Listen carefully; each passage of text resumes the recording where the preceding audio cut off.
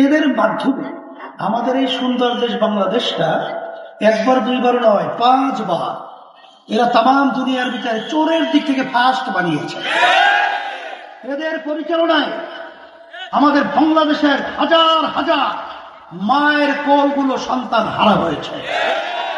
এদের পরিচালনায় আমাদের দেশের টাকা বিদেশে পাচার হয়ে সেখানে বেগম পাড়া তৈরি হয়েছে। সদ্য ভূমিমন্ত্রী আওয়ামী লীগের 3টা দেশের মধ্যে তারপরে বাড়ির সন্ধান পাওয়া গেছে 620টার মতো বাড়ি, দাম প্রায় 5,700 টাকা।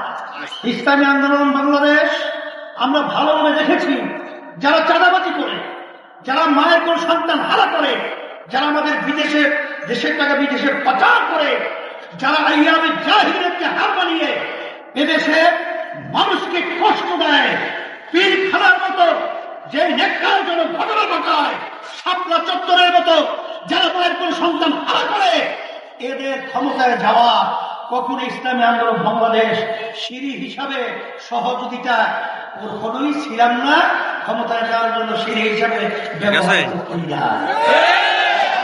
অন্যায় প্রতিবাদে রাস্তায় স্লোগান সহকারে নেমেছিলাম এবং আল্লাহর রহমতে সেই খুনি বাংলাদেশ থেকে ভারতের